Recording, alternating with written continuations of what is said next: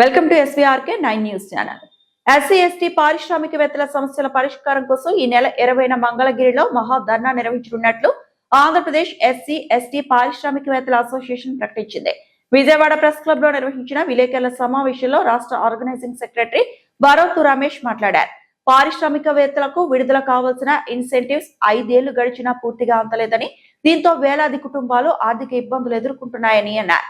ప్రభుత్వం ప్రకటించిన నిధుల్లో కొంత మాత్రమే విడుదలైందని, పెండింగ్ లో ఉన్న సుమారు 780 కోట్ల ఇన్సెంటివ్ ను వెంటనే విడుదల చేయాలని డిమాండ్ చేశారు. నిధులు అందక వందలాది పరిశ్రమలు మూతపడగా మరికొన్ని తీవ్ర సంక్షోభంలో ఉన్నాయని తెలిపారు. ఈ సమస్యల పరిష్కారం కోసం జూలై 20న మంగళగిరి ఏపీఐఐసి కార్యాలయం వద్ద జరిగే మహాధర్నాలో రాష్ట్ర వ్యాప్తంగా ఉన్న ఎస్సీ ఎస్టీ పారిశ్రామికవేత్తలు పెద్ద ఎత్తున పాల్గొనాలని బరోతు రమేష్ పిలుపునిచ్చారు. అందరికీ నమస్కారం అండి. ముందుగా మా కోసం సమయం కేటాయించిన మీడియా మిత్రులకి ప్రత్యేక ధన్యవాదాలు.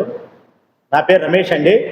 ఆంధ్రప్రదేశ్ రాష్ట్ర ఎస్సీ ఎస్టీ పారిశ్రామికవేత్తల రాష్ట్ర ఆర్గనైజింగ్ సెక్రటరీగా వర్క్ చేస్తూ ఉన్నానండి. ప్రభుత్వం ఇంటికి ఒక పారిశ్రామికవేత్తగా నినాదంతో ఇండస్ట్రీస్ పెట్టండి, మేము మీకు సపోర్ట్ చేస్తామనే నినాదంతో మా చేత ఇండస్ట్రీస్ పెట్టించాయండి. అయితే ఈ స్కీమ్ పెట్టినప్పటి నుంచి ఇప్పటి వరకు కూడా ఎప్పుడు బకాయిల సమస్య అనేది లేదండి. ఎప్పుడు కూడా ఎంత అమౌంట్ వచ్చినా కూడా ఖచ్చితంగా ప్రయారిటీ బేస్ మీద అందరికి ఇచ్చేసేవాళ్ళు.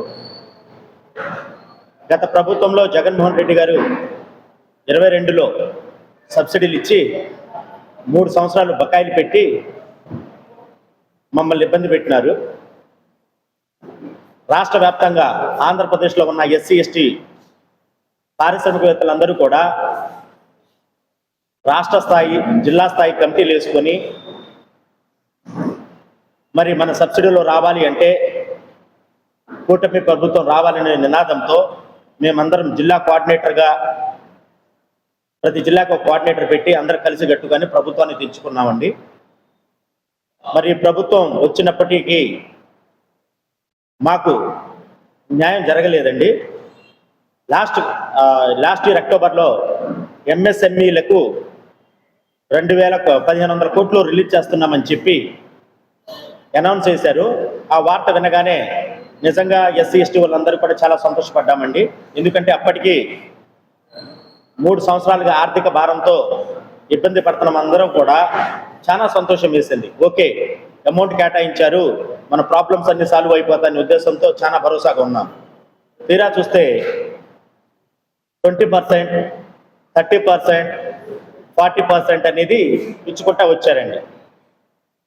అది కూడా అందరికీ కాదు. అంటే 22లో శాంక్షన్ అయిన వాళ్ళు ఉంటారు, 23లో శాంక్షన్ అయిన వాళ్ళు ఉంటారు, 25లో శాంక్షన్ అయిన వాళ్ళు కూడా ఉంటారు. కానీ ఒక ప్రయారిటీ లేకుండా, ఒక సీనియారిటీ లేకుండా, ఒక స్పష్టమైన ఒక మార్గం లేకుండా ఇష్టం వచ్చినట్లుగా 22ఓడికి ఇవ్వకుండా 24, 25 వాళ్ళకి ఇచ్చేశారు. అది కూడా 10%, 24ఓడికి 10% పెడితే 25ఓడికి ఏమో 40% ఇచ్చేశారు. ఇంత దారుణంగా మరి సబ్సిడీలు పడిన వెంటనే మాలో అలజడి మొదలైంది. అసలు ఏంటి ఇది, ఎట్లా వేస్తున్నారు అమౌంట్? మనకి రావాల్సిన అమౌంట్లు 100% ఇవ్వాలి. అలాంటిది పర్సంటేజ్ విధానం కొత్తగా చూస్తున్నాం. పాలసీ స్టార్ట్ అయిన కాడ నుంచి ఈ రోజు వరకు కూడా ఎవరు కూడా పర్సంటేజ్ విధానాన్ని ఫాలో అవ్వలేదు. ఎంత ఫండ్ ఉంది వాళ్ళ దగ్గర ఉన్న ఫండ్ను బట్టి ప్రయారిటీ బేస్ ఇచ్చేవాళ్ళు. ఆ ఫండ్ 23 వరకు వచ్చినా 24 వరకు వచ్చినా కూడా ఒక ప్రయారిటీ బేస్ ఫాలో అయ్యేవాళ్ళు. సో మాకు ఒక హోప్ ఉండేది. ఓకే, ఫండ్ లేదు, 23 వరకు వచ్చింది, 24 వరకు వచ్చింది, నెక్స్ట్ లిస్ట్లో అయినా మనం ఉన్నామనేది ఒక హోప్ వచ్చింది.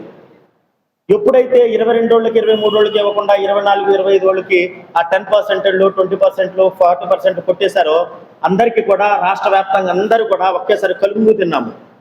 అసలు ఏంటి, ఎవరికి వేస్తున్నారు, ఏంటి, ఏ బేస్ మీద వేస్తున్నారు అర్థం కాకుండా కేవలం అధికారులు వాళ్ళు కమిషన్లకు కక్కుర్తిపడి ఇష్టం వచ్చినట్లుగా అడిగినట్లుగా ఇష్టం వచ్చినట్లుగా వేసేసారండి. మేము నిలదీశాము.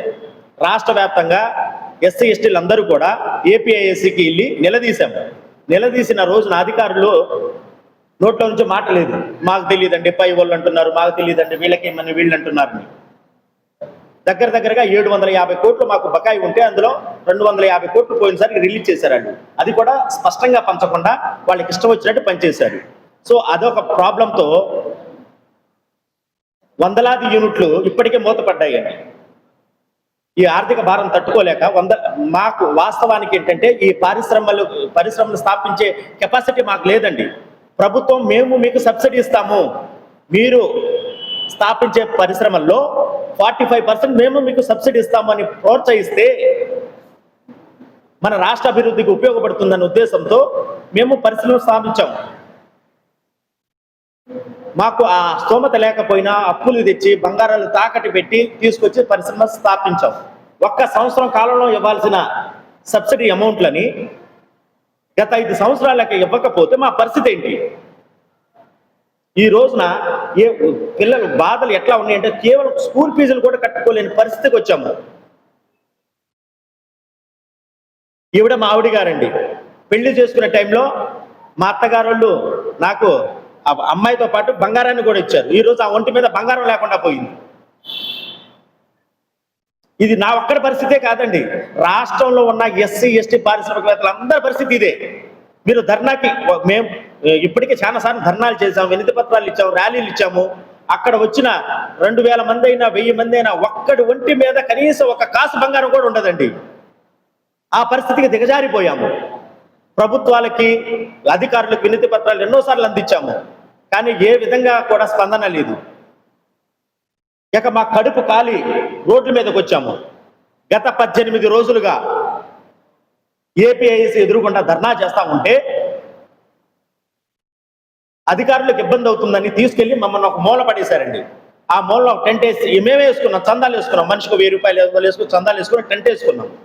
టెంట్ వేసుకొని గత 18 రోజులుగా కంటిన్యూ ధర్నాలు చేస్తా ఉన్నా కూడా ఇప్పటికీ ప్రభుత్వం స్పందించలేదు అంటే ఒక్కసారి ఆలోచించండి. 18 రోజులుగా హైవే పక్కన మేము ధర్నా చేస్తా ఉన్నా కూడా ఇప్పటికీ ప్రభుత్వం స్పందించలేదు. ఆ బాధతో, ఆ కడుపు మంటతో, ఈ ఆర్థిక భారాలు తట్టుకోలేక ఈ నెల 20వ తారీఖున సోమవారం నాడు రాష్ట్ర వ్యాప్తంగా మహాధర్నాన్ని పిలుపునిచ్చామండి. ఆ రోజున ఎస్సీ ఎస్టీ పారిశ్రామికవేత్తలు ఎక్కడున్నా కూడా 8,000 మంది వాళ్ళ కుటుంబాలతో మరియు మా మీద ఆధారపడ్డ కుటుంబాలతో అందరినీ కలుపుకుంటూ మహాధర్నాన్ని పిలుపునిచ్చాము. మాకు సపోర్టుగా ప్రజా సంఘాలు వచ్చినాయి, మద్దతుదారులు వచ్చారు. వాళ్ళందరికీ కూడా పేరు పేరు ఇప్పటికి వచ్చిన వాళ్ళందరికీ పేరు పేరున కృతజ్ఞతలండి. ఇంకా ఒక్కసారి ఆలోచించండి, మీ సహాయం మాకు కావాలి, మీ మద్దతు మాకు కావాలి. రాష్ట్రంలో ఎస్సీ ఎస్టీల పట్ల జరుగుతున్న అన్యాయం మాకు కావాలి. అన్యాయం జరుగుతుంది, దాన్ని ప్రశ్నించే మా గొంతుకు మీ గొంతు తోడవాలి. ప్రతి ఒక్కరు కూడా మమ్మల్ని స్పందించి మా యొక్క బాధని అర్థం చేసుకుని ముందుకొచ్చి ఈ మహాధర్నాన్ని విజయవంతం చేసి మా యొక్క సబ్సిడీ సాధనకు మీ వంతు సహాయం చేయగలరని ప్రతి ఒక్కరిని వేడుకుంటున్నాను సార్. మరి మాతో పాటు 8,000 కుటుంబాలండి. ఆ 8,000 కుటుంబాలు కూడా ఒక్కళ్ళు కూడా ఎంప్లాయ్ లేరండి. అందులో ఎంప్లాయీస్ ఒక్కొక్కళ్ళు 10 మందిని, 20 మందిని, 30 మందిని ఎంప్లాయ్మెంట్ క్రియేట్ చేసి జాబ్లు ఇచ్చి 15 మందిని శాలరీలు ఇచ్చి ఈరోజు రోడ్డున పడ్డామండి. మా బాధ ఎవరికి చెప్పుకోవాలి? 1వ తారీఖు వస్తుంటే భయం వేస్తుంది. ఎంప్లాయ్కి శాలరీ ఇవ్వకపోతే 5వ తారీఖు నెక్స్ట్ 6వ తారీఖు అతను డ్యూటీకి రాడు, డ్రైవర్లు రాడు. పరిశ్రమలు ఇప్పటికే మూతపడిపోయాయి, ఎన్పీలు అయిపోయాయి. మళ్ళీ కండిషన్ ఎన్పీలు అయితే సబ్సిడీలు రావని. సో ఇదే మా కడుపు మంటతో, మా బాధతో చందాలు వేసుకుని ఈ రోజు వరకు ఒక్క పూటే తింటూ ఆ టెంటులోనే ఉంటూ ఆ టెంటులోనే ఉంటూ 18 రోజులు నెట్టుకొచ్చాం సార్. ఇక మా దగ్గర తినడానికి కూడా డబ్బులు లేని పరిస్థితికి దిగజారిపోయాము. సో దానికి నిరసిస్తూ 20వ తారీఖున రాష్ట్ర వ్యాప్తంగా మహాధర్నా చేస్తా ఉన్నాము. గాయపడ్డా, బాధపడ్డా, ఆర్థిక ఇబ్బంది పడ్డా 8,000 మా ప్రియతమైన 8,000 కుటుంబాలు ఎక్కడున్నా కూడా ఆంధ్ర రాష్ట్రంలో రాష్ట్రం నలుమూలలో ఉన్న ఎస్సీ ఎస్టీ కుటుంబాలు ప్రతి ఒక్కరూ కూడా మరి ఈ ఉద్యమంలో పాల్గొని మన బాధని, మన ఆర్థిక పరిస్థితి ప్రభుత్వం దృష్టికి గట్టిగా తీసుకెళ్లి మన యొక్క సబ్సిడీలు సాధించే దిశలో పనిచేయాలని ప్రతి ఒక్క సభ్యునికి కోరుకుంటున్నాను. మీడియా ముఖంగా ఎక్కడున్నా కూడా సోమవారం ఉదయం 8 గంటలకే నేతన్న సర్కిల్ మంగళగిరికి చేరుకొని మన యొక్క మహాధర్నాన్ని విజయవంతం చేయవలసిందిగా ప్రతి ఒక్క సభ్యుని కోరుకుంటున్నానండి. జై భీమ్.